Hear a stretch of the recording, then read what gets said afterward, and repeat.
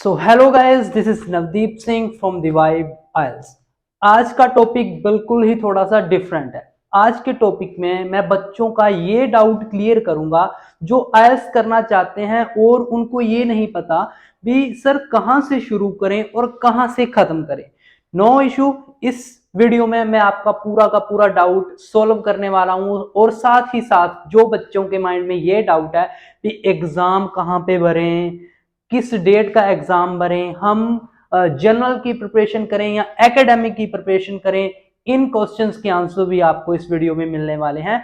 और जो सबसे इंपॉर्टेंट चीज मैं सबसे पहले ही उस चीज को क्लियर करना चाहूंगा, जनरल और एकेडमिक में डिफरेंस क्या है। सबसे पहले तो ये चीज आप समझ लो भी जो बच्चा स्टूडेंट वीजा पे अपना कनाडा या ऑस्ट्रेलिया कहीं पे भी शिफ्ट होना चाहता है तो उसके लिए उसको एकेडमिक का ही एग्जाम देना पड़ेगा।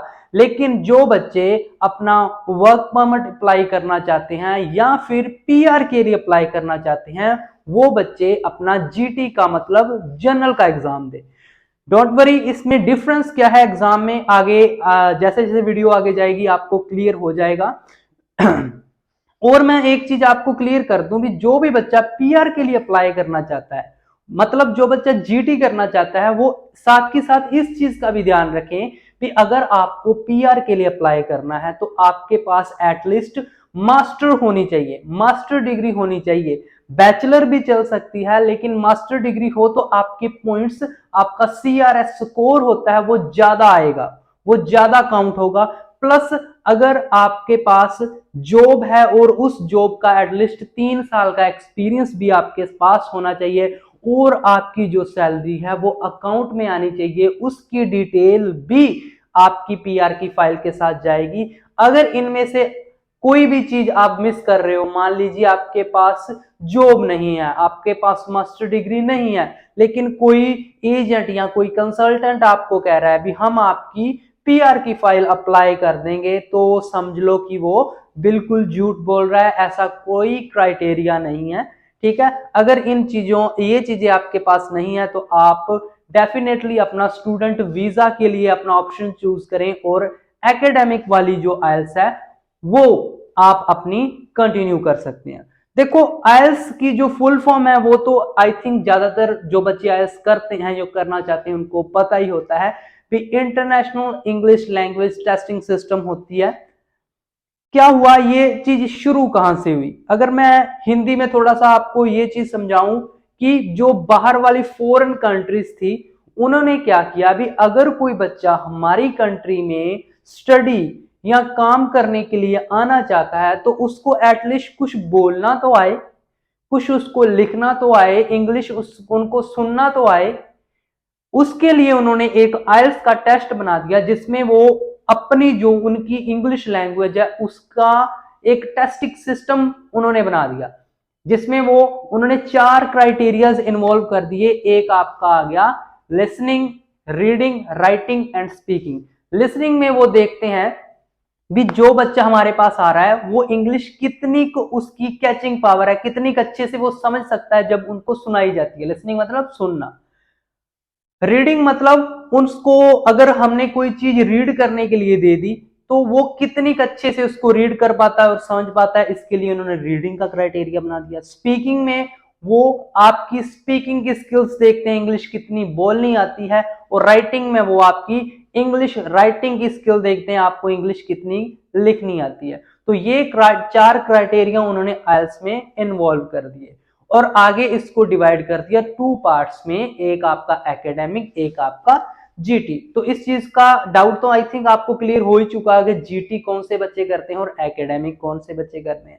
इसमें क्या है जो आपका मेन डिफरेंस रहता है ना, देखो आपकी लिसनिंग नो डाउट सेम चलती है, चाहे आपका एकेडमिक हो चाहे आपका हो जीटी, और आपकी जो स्पीकिंग है वो भी सेम चलती है। थोड़ा बहुत जो डिफरेंस है वो आपका राइटिंग एंड रीडिंग में आता है। रीडिंग जो एकेडमिक की होती है ना वो थोड़ी लंबी रीडिंग होती है, थोड़ी लेंथी होती है। आप मानो भी 6-7 पेज की रीडिंग होती है, पैसेजेस बड़े बड़े होते हैं। लेकिन जो आपकी जीटी की रीडिंग होती है थोड़ी कम होती है, 4-5 पेज में वो हो जाती है। लेकिन क्वेश्चन टाइप और तरीका और स्ट्रेटजीज वो सारी की सारी सेम ही रहती है, ठीक है, बस यही डिफरेंस है रीडिंग में। लेकिन राइटिंग में जब आप आते हैं, उसमें देखो राइटिंग में जो टास्क 1 और टास्क 2 टू टाइप के होते हैं, जिसको मैं थोड़ा आगे जाके अच्छे से एक्सप्लेन करूंगा। उसमें बस टास्क 1 का डिफरेंस रहता है, जीटी में आपका लेटर रहता है, और टास्क 1 जो आपका एकेडमिक है उसमें टाइप ऑफ ग्राफ्स होते हैं, जो लाइन बार टाइप होते हैं, जो आपको पता चल जाएगा, वो मैं आपको बताऊंगा। तो ये थोड़ा सा डिफरेंस होता है जीटी में और एकेडमिक में। अब थोड़ा अच्छे से एक्सप्लेन करता हूं। देखो सबसे पहली बात, आईएलटीएस का पहली बात कोई सिलेबस तो होता ही नहीं है। अगर कोई बंदा आपको ये कह रहा है अभी मेरे पास आ जाओ, मैं आपको आईएलटीएस का सिलेबस देता हूं, पहली बात तो आईएलटीएस का कोई सिलेबस नहीं होता। कहीं से भी कुछ भी वो पूछ सकते हैं, आपको दे सकते हैं, बस आपको उसके अकॉर्डिंग उनका आंसर देना होता है। और आईएलटीएस सारी की सारी टिप्स या ट्रिक्स आप कह सकते हो या स्ट्रेटजीज पे बेस्ड होती हैं। भी तरीका, अगर आपको एक चीज एक तरीका पता चल गया तो कहीं से भी कोई भी क्वेश्चन आ जाए आप उसको सोल्व आउट कर सकते हैं। सबसे पहले मैं बात करूंगा आपकी लिसनिंग मॉड्यूल में। लिसनिंग में क्या रहता है, भी आपके पास आते हैं सेक्शंस, जिसमें 4 सेक्शंस आएंगे। ठीक है, चाहे आप आपकी एकेडमिक की बात करो, चाहे आप करो अपने जीटी की बात, 4 सेक्शंस आते हैं, और 4 सेक्शंस में मिला के 40 क्वेश्चंस आएंगे। 40 क्वेश्चंस वो 10-10 हर एक सेक्शन में डिवाइड किए जाते हैं। अब मान लो कोई बच्चा स्टडी वीजा के लिए जाना चाहता है, उसने अभी अभी 12th किया, तो उसको 6 बैंड की रिक्वायरमेंट है, तो इसका मतलब ये है भी उसको 40 में से एटलीस्ट 23 क्वेश्चंस जो करेक्ट करने पड़ेंगे। और जैसे जैसे उसका करेक्शन जो रेट है वो ज्यादा होता जाएगा, उसके बैंड भी इंक्रीज होते रहेंगे। ठीक है, तो ये चीज का ये जो बैंड का क्राइटेरिया है वो आप देख सकते हो, स्क्रीन पे भी आपको शो हो जाएगा। ठीक है, भी एकेडमिक का अलग है, और जो देखो एकेडमिक में अगर 23 अगर आपके आगे तो आपके 6 बैंड बन जाते हैं, लेकिन आपका जो जीटी है उसमें अराउंड 5.5 ही रह जाएंगे, उसका क्राइटेरिया थोड़ा सा अलग है एकेडमिक से। तो 4 सेक्शंस आएंगे, 10-10 क्वेश्चंस आएंगे, और इनमें क्या रहेगा, आपके पास क्वेश्चंस के टाइप रहेंगे fill in the blanks, MCQs और मैथ, या फिर आप मैचिंग्स भी बोल सकते हो। ये मेन 3 टाइप आते हैं आपके, fill in the blanks, MCQ और मैथ। इन 3 टाइप के क्वेश्चंस जो आपके लिसनिंग में रहेंगे।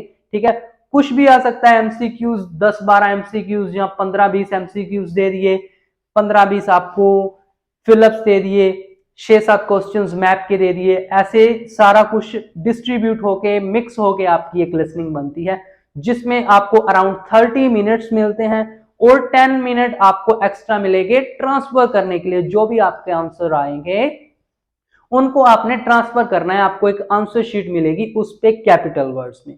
तो ये रहता है आपका लिसनिंग का क्राइटेरिया।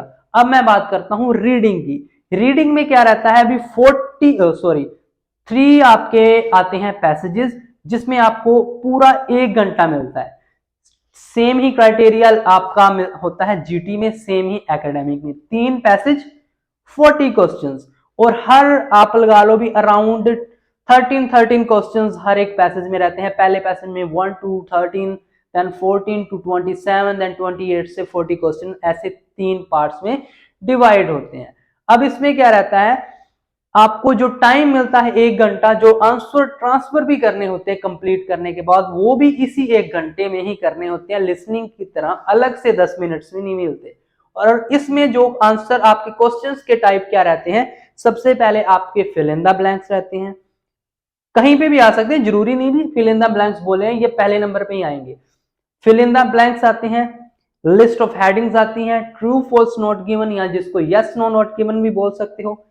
लिस्ट ऑफ हेडिंग्स भी मैंने आपको बता दी, इंफॉर्मेशन कंटेनिंग एक आती है, एमसीक्यूज आपके आते हैं, मैचिंग्स आपकी आती हैं। ये 5-6 जो चीजें हैं, इनको लाइक कई बच्चे लिस्ट ऑफ हेडिंग्स और इंफॉर्मेशन कंटेनिंग को अलग अलग से लिख देते हैं।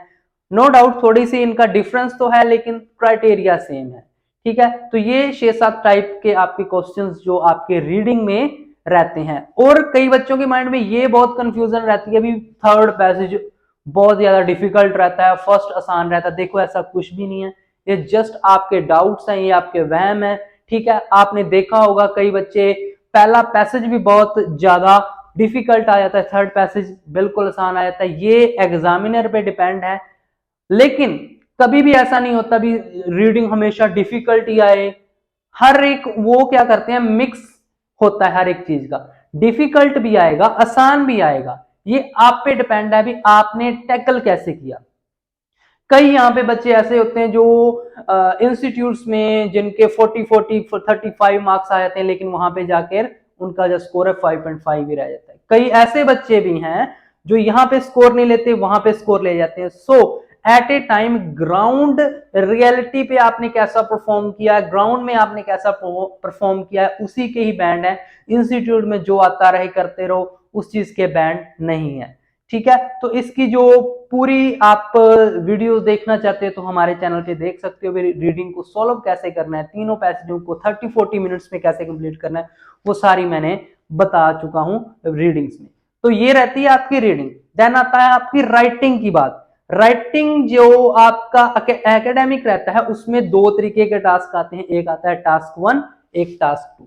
टास्क 1 में अराउंड 8 to 9 टाइप्स रहते हैं जो आपको स्क्रीन में शो हो जाएंगे। कौन कौन से रहते हैं?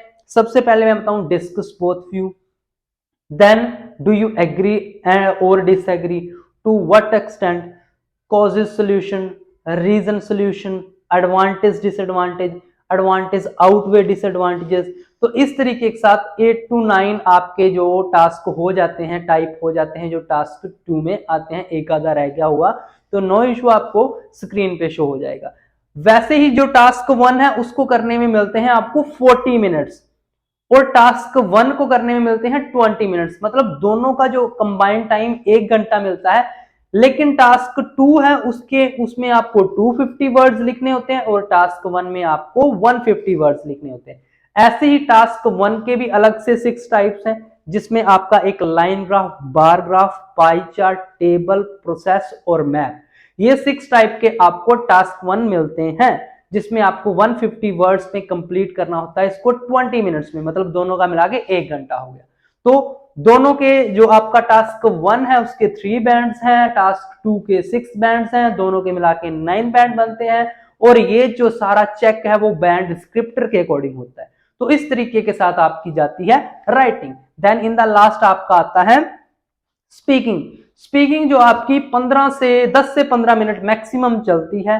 ठीक है, मैं आपको ये चीज क्लियर कर दूं, ये कहीं पे भी नहीं लिखा हुआ जो आपका डाउट है कि सर मैं बठिंडा में जाऊं, मैं गंगानगर में जाऊं, मैं लुधियाना में जाऊं, मैं चंडीगढ़ दिल्ली कहां पे जाऊं जहां पे मेरी स्पीकिंग क्लियर हो जाए। देखो, जो बोल के आओगे उसी के बैंड है। किसी एग्जामिनर की आपके साथ कोई दुश्मनी नहीं है, कोई ऐसा नहीं होता रिजल्ट रिपीट ये वो, कंप्यूटराइज सिस्टम थोड़ी एग्जामिनर ने चेक करना है, जो आपने बोला है वही आएगा ना। तो ये वहम अपना निकाल दो भी कहां पे स्पीकिंग बनूं, क्लियर हो जाएगी ऐसे है वैसे है, ऐसा कुछ भी नहीं है। ठीक है, स्पीकिंग में 3 पार्ट्स में आएगा। सबसे पहले आपके आएगा इंट्रो, जिसमें आपके इंट्रोडक्शन ली जाएगी, आपसे क्वेश्चंस पूछे जाएंगे जिनका आंसर आपको 1 to 2 लाइंस में देना है, और अराउंड 4 से 5 क्वेश्चंस आपसे पूछे जाएंगे, और जो कि 2 बैंड का आता है इंट्रो। ठीक है, जिसमें आपका नेम, आपके बारे में, what do you like, what you dislike, ठीक है, कुछ भी पूछ सकते हैं। उसके बाद second part, most important part, जिसको क्यू कार्ड पार्ट बोलते हैं। इसमें क्या रहता है, आपको एक टॉपिक मिलेगा, 1 मिनट का मिलेगा टाइम, पेपर एंड पेन भी मिलेगा, जिसपे आपको जो टॉपिक मिलेगा उसके बारे में आप नोट कर सकते हो, जो आपने बोलना है अगले 2 मिनट लगातार उस पर बोलना पड़ता है। तो ये आता है क्यू कार्ड। कुछ भी topic, describe your favourite place, favourite singer, long car journey, ऐसे टॉपिक मिलेंगे। 1 मिनट का टाइम मिलेगा उसको प्रिपेयर करने में, और 2 मिनट लगातार उस पर बोलना है। और ये जो क्यू कार्ड आता है 4 बैंड का। उसके बाद लास्ट एंड फाइनल आपका आता है फॉलोअप्स क्वेश्चंस। जो आपको क्यू कार्ड पूछा जाता है उससे रिलेटेड जनरल क्वेश्चंस आपको पूछे जाएंगे, और इन क्वेश्चंस का आंसर आपको एटलीस्ट 3 to 4 लाइंस में देना है। और ये 4 से 5 क्वेश्चंस ज्यादातर पूछे जाते हैं, बाकी एग्जामिनर पे डिपेंड है, वो ज्यादा भी पूछ सकता है।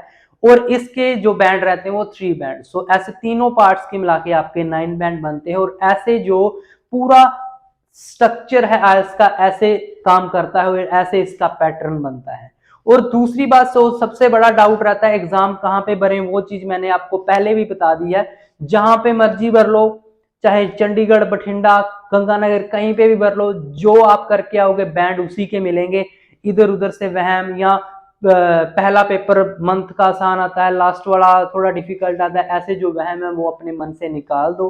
ठीक है, सबसे पहले देखो भी आपने किस के लिए अब्रॉड जाना है, स्टडी के लिए या पीआर के लिए, उस टाइप से अपने आइल्स चुनो।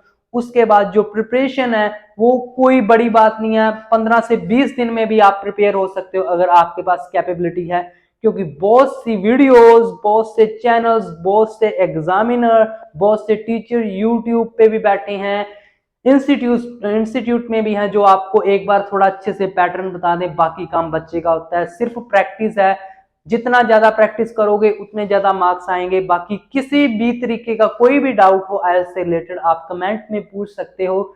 और अगर वीडियो अच्छी लगी हो प्लीज चैनल को सब्सक्राइब करके वीडियो को लाइक कर दें और कमेंट करना मत भूलना। Thank you so much.